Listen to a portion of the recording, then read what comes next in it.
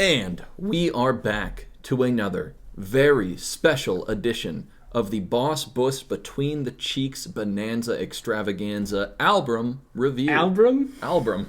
That's his name. It's his first name. Oh, I love Album. Oh, he's a good I'm man. going to name my son Album. Album.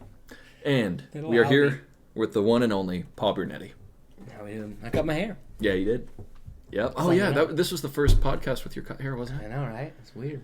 Yeah. Welcome. He looks dapper. I look okay. I mean, it's been 6 years. I was like, it's time to fucking cut it. You know, like I had my fun with it. I put some color in it. I learned how to braid. I did some fun stuff with it. But it's like at the end of the day, I'm like, come on. But now I can do more with it. Like I can put it left. I can put it right. I can put it back. I can put it forward.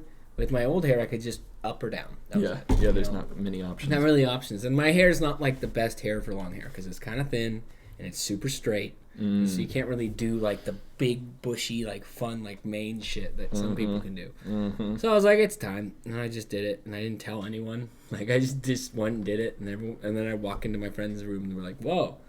Like, yeah. But yeah, so we're back. We are doing another album review. We are luckily Dream Theater has just dropped a new album within the last like month called Vision at the Top of the World, or is it The View at the Top of the World? I don't know, but let's see. I forgot already. It is A View from the Top of the World. Yeah, A View from the Top of the World by Dream Theater, released in 2021. It is a pretty good album. I've listened to it twice already. We are actually going to be doing a song-by-song review for our episode today.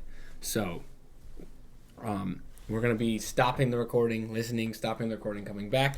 So if you want to do the same, you definitely can. We'll link a YouTube link in the description to the whole playlist.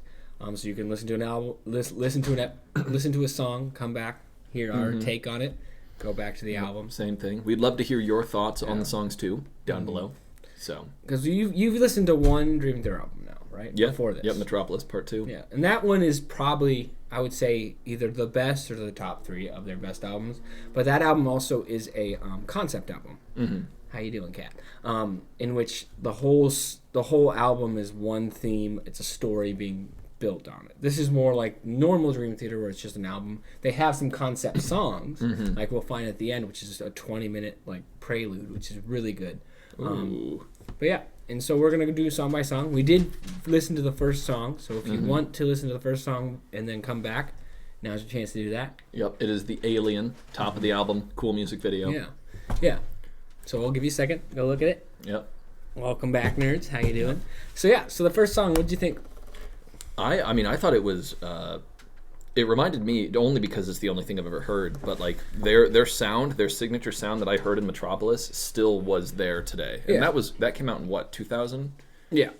Yeah. Was it actually 2000? Mm-hmm. Cool. Yeah, because I went to their, in 2020, right before the pandemic hit, I went to their 20-year anniversary of this album. Gotcha. They had the same signature sound. It sounded like an epic, like an overarching like epic tone to a story. Oh yeah, the chords they play and like the polyrhythms bring that kind of thing, and they always seem to have like this overarching like background. Almost, it's not a chorus, but it has like this whole like kind of tone that kind of like encompasses the whole thing. They love the 5/7, 5/3 rhythm pattern that kind of follows behind everything. Yeah, this song's really fun. The lyrics and stuff going into it, it's basically like, it's called Alien, so it's about like extraterrestrial in space, but the kind of twist is that we are the aliens. It's like we are progressing past humanity and looking towards the future, inhabiting other worlds, which is definitely a thing that's kind of prime right now with all the fucking wealthy motherfuckers looking forward to getting into space and leaving us plebs behind. Very true. Fuck you, Jeff Bezos. Fuck you, Elon Musk. All you nerds. They do be nerding. Yeah. But yeah, I thought that concept was really cool because we legitimately are getting to the point where like the them that we thought as aliens like exploring other places is becoming the us because of our progression. Yeah, but I mean this song is good. It's definitely like just a Dream Theater song. Like it definitely has it hits all the beats of a Dream Theater song. It's got the little minimal vocals with the chorus kind of carrying through the whole thing. You got some pretty rad solos by Petrucci on the guitar, just laying it out. But the thing I was really surprised on and really happy, because this was the first song of the album that was released as a single, and I was like really excited to hear the drumming of the whole album because Mancini. So Dream Theater has had two drummers. They started off with Portnoy, who is one of the greatest drummers of all time. He's amazing, really good. He was one of the founding, like him and Petrucci were basically like the founding two of this band. And when he left, it definitely left a hole in Dream Theater that was very well like noticed by people that liked the band for a long time. And then when this song came out, I was like, there's a chance. Like there's definitely a return to form. Like Mancini's really found his place in the band, his rhythm, pun intended. Yeah. And he's really got some cool 5/7 beats in there, and like some really fun, like playing a bunch of different types of drums in there, and it's got some good beats in that regard that I was really excited to hear because, like, I mean, not to say he's not bad, he's a great drummer, but the last couple albums with him in it has definitely taken you can recognize Portnoy's. There's a difference, yeah.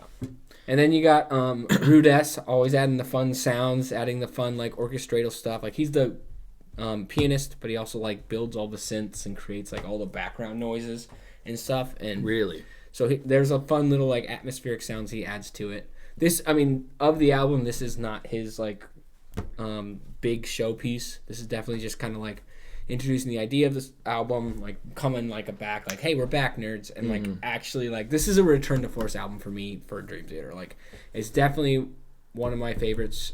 It's definitely the best since Portnoy's left, I would say. But yeah, so it was a good album, a good song.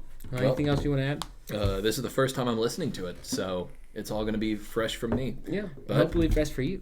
So what we're going to do is there's going to be probably like a 10-second transition with the name of the song here, and then we will be back with our next review. So if you want to like play along at home, you can definitely listen to the next song, come back, and then hear our opinions. And if you have opinions that differ or vary or want a voice, definitely leave them out in the comments below. Yes, amen.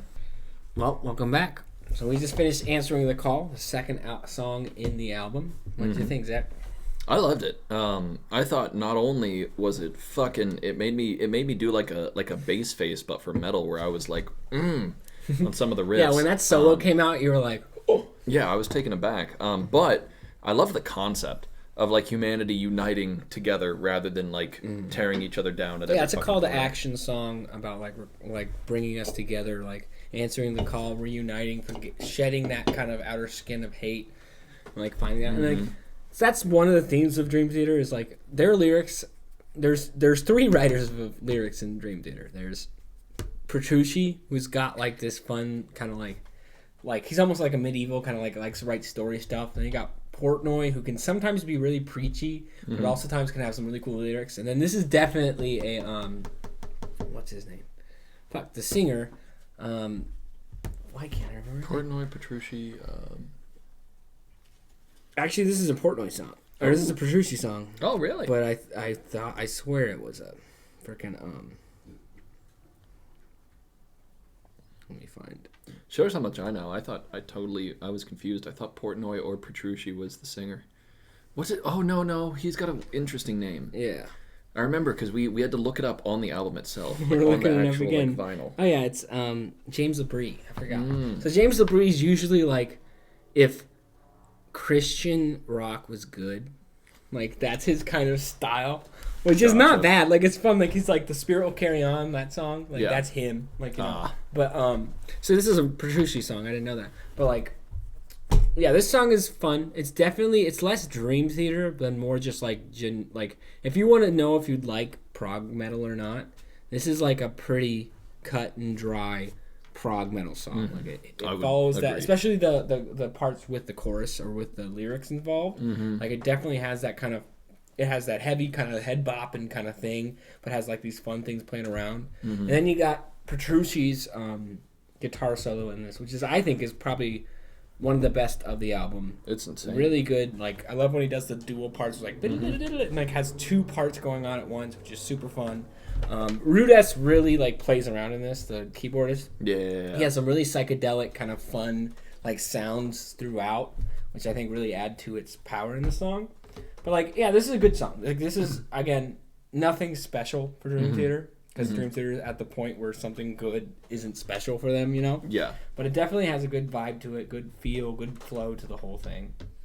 What else do you think about it? Honestly, I'd say, yeah. Overall, great song. Love the message. I think it's very important, especially in this day and age. Yeah. And, yeah, good song. Answering the call. Yeah. We got to answer it. A good song, nothing special. I think the first one was better. I think that had more of, like, a uniqueness to it, even though it was more still cinematic. Well, that's a Dream Theater. Dream Theater is cinematic. This song is a good song. Like, if you're ever playing, like, video games, like you're playing a fighting game or, like, Dark Souls, like, this is a good boss song to, like, fight against, because it gets you pumped, it gets you kind of focused, but it has that prevailing rhythm. I would definitely put this on when I'm, like, playing Smash Bros. Yeah, 100%. Okay. Well, we're on to the next one. What's the next one? So, yeah, the next song is called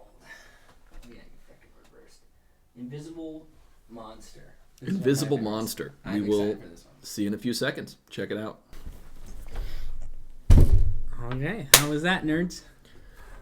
Did you like it? Yeah. Welcome back. Yeah, so that one, I mean, if you go on YouTube, that one has a music video that actually shows them play. And I think that's the first time you've actually seen them. I've never seen as it. A band. So. No. It was a great song. I like the message, too, just the depth of it. But I first need to say that, what's the name of the keyboard player? Jordan Rudess. He looks like fucking Master Xehanort from Kingdom Hearts 2. Yeah, he's got like, he looks like an actual wide white beard, like bald head, big just bulbous head. He creates like his own synths. Like, he's a beautiful musician. He's a magician. He's a wizard. He calls himself the wizard. And then the singer, Aubry, is that his name? Labrie. Yeah. He looks like Weird Al mixed with like a heavy metal singer. Like, honestly, and like a little bit of a pirate, yeah, and Arcadum, a D&D, like a dungeon master on Twitch. He looks like all of those together. Yeah. It's actually crazy. Yeah, this song I liked. This song, I mean, this is a classic Dream Theater song. It definitely hits all the points that they do. A thing that is prevalent through a lot of their music is mental health. It's like a lot of songs. Actually, one of my favorite albums. There's the 6 Degrees of Inner Turbulence. Where like the first half of the song, first half was just like generic like mental health problems, but the second half, which is like 6 songs, 6 Degrees of Inner Turbulence, is about like specific mental problems like schizophrenia, like ADHD, like bipolar disorder. Like, it really kind of dives into that, and they've always had that kind of prevalent through their music. This one, I think, Mume, the bassist, really shines, especially in the beginning. It's like he has some really good power. But like the chorus in itself, the lyrics are fun, but like that's the thing about Dream Theater is you kind of got to separate Dream Theater into 2 aspects: when the singer's singing, and then the acoustic stuff or the instrumentals. Like there's 2 songs to every Dream Theater song. There's the parts that are the chorus melody of the singer that has some cool like beats and rhythm to it, but it's more focused on the vocals, and then they take their long like detours into their instrumentals, and it's a completely different vibe, completely different like level of technique that is involved. This song has a good solo from Petrucci, but it's not his best. I think this is like a if you want to know what Dream Theater is, like, this is a normal song. This is a song you show someone's like, hey, you know who Dream Theater is? Like, no, okay, well, this is like a song that's like a middle of the road. You get the idea of them. But I mean, not to say, again, it's still a good song because it's Dream Theater, but it's like a middle road to them. Yeah, I would say. I would agree. Great concept, great execution. But you get a lot of notes of, you were saying, during while we listened to it, you were talking about how it reminded you of Metropolis, or like what they do in that, you know? Yeah, it's got the general vibe of what they do. And the music video is really cool. Yeah, I really like that. Yeah, it's them playing, so if you want to see them, like what they actually look like. And sometimes that kind of hurts, like, especially with, like, not as much with, like, bands, but with, like, podcasts and stuff. Like, I never look at the people I listen to, like, my podcasts I like the most. I never look at the people that actually say it, because it kind of, really, the idea of who they are in my head, and then I see him, like, oh, it's just a fat old man. And I was like, he looked cool in my head, but when I look at him, he just looks like a dumb nerd. Like, god damn it, you know? Like, don't look at me if you've never seen my face. Look directly in his eyes. Don't stare at him, please. Don't look at my big head, please. I've got a big head too. You do not have a big head compared. Shut the fuck up, Zach. All right, well, I got a 5. I got a 5 at least. I got a 7. Really? Yeah. Would you say? No, that's too low, Paul. No, No, you have eyebrows. a maximum of 6. Okay, well, I'm using my fattest fingers if I do that. Your head doesn't go back that far. Yes, it does. Okay, whatever. Okay. Comment below how big my forehead is. Yeah, this is now the big head cast. And let's go ahead. Let's do the next song. So we'll see you in the next one. See you in a few minutes. Okay. Well, we'll see you in 10 seconds, but the next song is Sleeping Giant. Sleeping Giant. See you in a minute. Welcome back. That was the Sleeping Giant. What did you think, Zach? Wow. Honestly, I really, really liked that. It had like gent influences, like the chugging bass, like bow, bow, bow, bow, bow. And also it sounded very it reminded me of like Ghost. Have you heard Ghost, the band? It felt like a Ghost song, honestly. Yeah. But it was, I fucking loved it, honestly. Yeah. I mean, one of my favorites. Yeah, it's a really good one. This is not one I would show someone that's never heard prog rock before. It doesn't have metal. their sound. This is one I wouldn't show who's listened to prog metal before, because it's more like, it's not narrative through the lyrics, but it is a narrative through the sound. Like, it doesn't really stay in one spot. For the most part, it kind of blends and twists. It's got some fun, like, playfulness. Like, it's got almost like a Carnivalian feel to the song, to the vocals, where it's like, like, that's one of my favorite vocals of this whole album, is when he's singing, like, people will obsess with, it's just fun little twist to it. Rudess really is showing his shit with all the, like, background sounds. The fact that he did the chorus. Like I mean, he builds his own synths. Like, he created a synth that's, like, free. I don't know if it's... I think it's free to download. That's, like... It's basically a guitar, but you can play it on an iPad, and you can just, like... you can make a whole guitar, like solo on it. I mean, Rudess doesn't have any, like, really cool, like, solos in this song, but that's okay, because, like, it never stays too long on a point to, like, give him enough time to, like, go full, like, fucking... like Saiyan fucking style, where he just blasts out. Yeah. But it really, it's always chugging. It's always going somewhere else, and it really builds on itself. I would say I think Alien's still the best in this album. This is number 2. And then you got Answering the Call, and then you got whatever was last. I forgot what was that. Oh, what was the name? I can't even remember the name. Invisible Monsters. Invisible Monsters, like, your generic, like, that's a top 40 song. That's a song that you play on the radio. But the other ones, I would say this is the second best compared to Alien at the moment. Great song. It's very twisty and windy. Like, if you don't know how to, like, listen to, like, prog, or just prog metal even, but, like, prog, this song's gonna kind of get away from you. Yeah, it's it changes twisty, constantly. like, not lyrically, but, like, instrumentally, it builds and develops, and it's like a story. Honestly, lyrically, it's about how, like, there's two types. I mean, we all have, like, that part where it's like love, peace, and kindness, and then we have this inner rage, or this, like, sleeping giant that if we awaken him, just, like, kind of overpowers us and takes control in this, like, rage or violence or aggression. And it's a fun idea. You can make a good story out of it. Yeah. But I think this is a really good song. I think this is a good one. If someone likes prog rock, or is like, I think I could get into it, you're like, okay, well, do you like this? And I'd be like, no. Well, like, well, then don't listen to prog. But, like, if you like this, then definitely listen to more prog. Yeah. Like, this definitely has stems to, like, old school prog, not prog metal, like Genesis, Gentle Giant, things like that has that more narrative kind of flow to the instrumentals. Yeah, I would say so far, this is my top one for my ears. Okay. I liked it. Nice. That's the Zack opinion. That's the Zack attack. That is the Zack attack. Well, we're going on to the next one, which is Transcending Time. Ooh, okay. So we'll listen to that, and we'll be right back. Perfect. See you in a moment. Well, we're back. Transcending Time. What'd you think?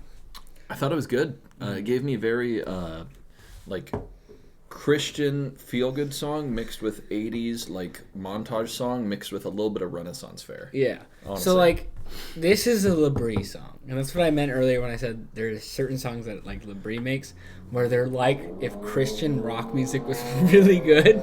Because, like, it's got, like, this fun, like, upbeat style. It's like the lyrics are just about, like, how everything's working out and everything's, like, you're getting through the haze and you're coming to your thing. Like, illusions turn to dust, scattered to the wind, like dreaming while awake. Like you're just building up. You're discovering the power, you know. Mm-hmm. And it's like it's got that fun kind of like yeah. It's like a montage where like, you could see people like coming together. Yeah, and like somebody lifting weights and somebody like giving their friend a high five. But I would say like the main like pro of this song is Mangini. Mangini's drumming in this song is really good. Like he's got some really fun parts, really good like paradiddles and like 5/7/7/2 rhythms involved. And when they do the solo area, you got a classic Petrucci solo where he's just like playing off himself and he builds off into his own like parts, like playing together. Got some fun runs with him. But yeah, again, if you know Dream Theater, this is nothing special, I would say. Like if you know Dream Theater, this is a song you skip. I would say if you're like a Dream Theater fan, this is a song you skip because it's good, but it's like you don't listen to Dream Theater to listen to this stuff. It doesn't give me their signature vibe. Yeah, but this is a fun song. Like if you're feeling good and you're just happy. If you're Christian. Yeah, if you're Christian, if you're feeling the Lord's grace upon you, or you're in an '80s movie, this would be the one. You put this on, like this is a fun song, like you just got an A on your test. Honestly, that's a good way to do it. Well, what do we got next? Well, the next song is Awaken the Master. Awakening the Master, yeah. But this song's good. Like I would say, this is of the album. I would put it at the bottom at the moment. Same. I do like it. Like again, it's Dream Theater, so you're never not gonna be like, this is a good song. But compared to what they're capable of, this is like, it's a Dream Theater song. You know? Yeah. Honestly, I'd agree. So we're listening to the next one, Awaken the Master. And this one has a video. Yep. So make sure to watch the video on YouTube. If you go to their channel, you'll see the same playlist we're playing. And we'll post it underneath. Yep. 100%. Always. Welcome back. Hey, Zach, what do you think about Awakening the Master? I thought concept was cool. It gave me Sonic the Hedgehog, like Escape to the City vibes. A little bit. Okay. I don't know what it was about it, but the way that the notes were, as well as like the chugging drums. The paradiddles underneath it that kind of played to that kind of more rhythmic style. Trust me, and we will escape from the city. See, this song, I think the first half was kind of boring. Yeah, like, I mean, honestly. Again, compared to other Dream Theater, it's a good song. It's Dream Theater, but the second half, when they get into that instrumentals before the final like reprieve, has good powers to it. Rudess or Petrucci. They sound like Bionicles. You're not wrong. Petrucci's got a really fun like long form solo there. Like it's not like he's just like zipping it all into one, like hitting a lot of notes in one moment. But he's got a fun like progression to his solo in the song, which I appreciate. Again, this is another song that Mancini shines in with his drums. Adds that kind of like vibe that just like bobs your head to everything. This is definitely Mancini's album altogether. Like, yeah, honestly, he really shined throughout. Album, like especially with the albums that came before. Like this is him finding his rhythm in the band. He shined. The lyrics themselves, like the songs about like realizing yourself to a point that it's like being smart enough to know you're dumb is what this song is about. It's about being like, you're realizing you're at a point where you're able to learn. Like finally finding that point of like, you're at the mountain, but there's another mountain that's twice as high over there. And you're like, okay, well I can handle that mountain now because I'm at this point, you know? And that's a cool idea. It's a good story, again. But yeah, I mean, I would, again, compared to the rest of this album, I'd rate it like a 7 out of Dream Theater. I would see 7 out of 10. 10 being Dream Theater. See, I would put Alien still first, Sleeping Giant second, this one and Answering the Call about the same, and then Transcending Time past it. Yeah, that's how I would honestly rate it. I'd say. I mean, you like Sleeping Giant the most. Sleeping Giant is my first. Aliens, yeah, close second, but Sleeping Giant's my fave so far from my taste. Okay. And now we got one we're more. on to the final epic. So, and this one's 20 minutes long. So grab some popcorn. Yeah, grab please a snack, grab a drink. Listen to whatever it. You need. I mean, I like this song. This sounds like a symphonic like ballad. It's really good. Perfect. It has a lot of parts, a lot of play to it, but Well, good luck. Let's hear it. Okay. Welcome back. Wow. That's a song. That is a song. That was an epic journey. What do you think, Zach? Well, my first thought is they said the name of the song in the song album. and the name of the album. Yeah. So that's a cool-ass double whammy right there. Well, I mean, they say the name of the song in most of their songs. Like, they said Alien. They said Transcending the Call. They did say, yeah. Sleeping Giant. Yeah. But this one felt more because they said the album name, well, too. what did you like? Did you like the song? What did you think of it? Generally, I thought it reminded me of Alien in the sense that it felt very, like, epic and, like, overarching. Mm-hmm. But I liked it a lot. I mean, I found myself... It felt like all of the influences from all of the songs kind of came into one. Yeah. Like a culmination. And that's what I mean, this album does have a overlying idea. Where, like, Alien is like, we are shooting for the future. We are transcending this world. We are the aliens in where we're at now, and we're finding something new. And then you got, like, Answering the Call, where it's like you're finding that, like, goal, and you're like, I'm gonna be the one that achieves it. Mm-hmm. And then you get, like, Sleeping Giant, as well as Invisible Monster, where you recognize the problems or the things that could go wrong. Mm-hmm. And you have this song that's like, this song is about going beyond your limits. Mm-hmm. I mean, it's kind of summarized with the last lines of the lyrics, where it says, The moment you recognize just where your limits lie, hanging on the brink of death, you're never more alive. When you reach the pinnacle, the world is at your feet. Welcome to the mind unleashed. The impossible is never out of reach. When barriers are broken, greatness is achieved. Self-belief will build a life of legacy. And I think that's the entire song built in that. This is my favorite song of the album. I love when Dream Theater takes the long form approach and just builds an entire, like, idea or an entire, like, embrace around a message. Like, this is 20 minutes of Dream Theater being Dream Theater. Yeah, and, honestly. Like, it's one of their longest songs, and that's saying a lot for Dream Theater because most of their songs are 10 plus minutes.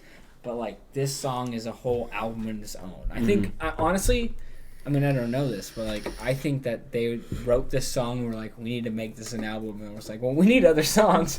You know, we need to pad it out. And then they added the other ones into it. But, like, this, for me, is my favorite song of the album. It starts off with, like, a symphonic kind of build, almost like an overture to a play. Mm-hmm. It has a very Legend of Zelda vibe to it, where it's like you're, like, riding a horse, or, like, you have, like, this epic quest behind you kind of feel to the instrumentals. There's no, like, specific, like, solo or, like, epic part that's, like, that's an amazing or, like, that's incredible. But the whole thing has this, like, aura to it that, like, builds up to that final break. I don't know. I really like the song. Yeah. No, I thought it was solid. I felt like it was very encapsulating of the entire album's feel. Yeah. Honestly. Definitely. If anything, more so, because, like, the other songs are more... This song is not prog rock. Or prog metal. This song is prog rock. Mm-hmm. Like, this song doesn't have that heavy, like... I mean, it has a little bit of that, but it's more the whole, like, symphonic storytelling vibe of prog rock. Like, Gentle Giant, Genesis, old school Genesis, of course, where it, like, builds off of itself, adds these different layers to the same encompassing theme. But I don't know. I really like the song. This is probably, like, this album I would probably put in my top 10 of Dream Theater. But, like, there's, like, 11 albums. So, like, this isn't my favorite album of Dream Theater, but this is one of my favorite songs of Dream Theater. Gotcha. You know, like, this song is worth the whole album, like I would say.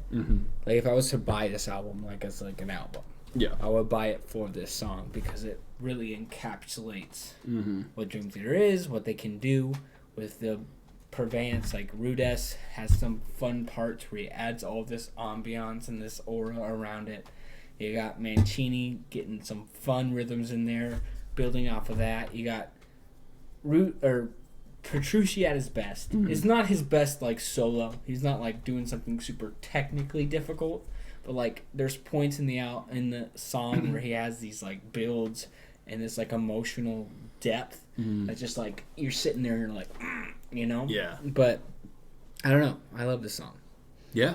No, I thought it was solid. I feel like this, I'm glad they put this at the end of the album, honestly. Yeah, I mean, like, you couldn't put a 20-minute song at the beginning. No, it would probably turn people off a bit.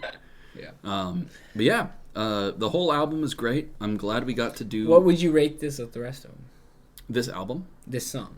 This song, I would say it is probably 2. I'll take it second. Okay, so your Sleeping favorite Giant... Sleeping Giant's your favorite. Then this one. Yep. Then Alien. Then Answering the Call. Answering the Call. Mm-hmm. Then...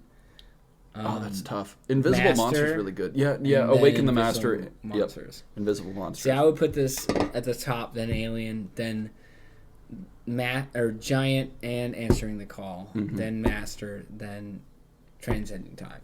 Yeah, Transcending Time, I think, is the bottom. As an album for Dream Theater, for me, I would maybe put this in the top 5, like 5 or 6. Mm-hmm. But like, I've listened to all their albums. You've listened to 2. Yeah, so I can't really rate it. I'd say this only because it is less conceptual in the sense that the whole album tells a whole story. I would have to rate it below Metropolis. Yeah. For that only. Well, I mean, the execution was technical solid. Ability, I would say that Metropolis Part 2 has more technical ability. Mm-hmm. Like, they show off what they can do a little more than that. You know? It felt a little more dispersed. That's also because they have Portnoy, who's like, you can't beat Portnoy. But like, this is definitely, as an album, Mancini's album. Like, this is him finding his rhythm, finding his voice in the band. Mancini. Like, not just like doing what Portnoy would have done, but doing his own thing. Yep. Like, especially in Alien, Answering the Call, and View from the Top of the World, he kind of puts his own effort in there. And you can really find that, and you can appreciate it, which is something that I've been waiting for with him, you know? Yeah, no, that makes sense. I haven't heard any album between Metropolis and this, and honestly, the drums felt the same. But this, they had their own flavors, but the level of quality and the way that they mesh with the rest of the band felt the same. Which, and it's been a while for him, but like, because I mean, he's always been good. Like, Mancini is a great drummer, but when you're in the footsteps of Portnoy, one of the best ever, like, it's difficult to find. Yeah, that's a lot. Yeah, but yeah, well, that was our review of View from the Top of the World, a Dream Theater album. Mm-hmm. If you haven't listened to the album yet, listen to it now. Listen to the whole thing. And if you've listened to it and you agree with our opinions, let us know. If you don't, tell us why we're wrong or what you like or don't like about the album. Let us know. Thank you for listening again. Yep. If there are any albums you want us to listen to by any progressive rock, progressive metal, or any other genre. Anything else. We're thinking about doing some EDM. Like, we were talking about maybe doing some EDM in the future or some other stuff, because that's kind of where this channel was founded on, was EDM, so we might as well do some. But yeah. Otherwise, thank you all so much for listening. Have a great evening, and keep it real. Keep it real. Okay, Patrick, come here and help me and debate me on orangutans versus chickens.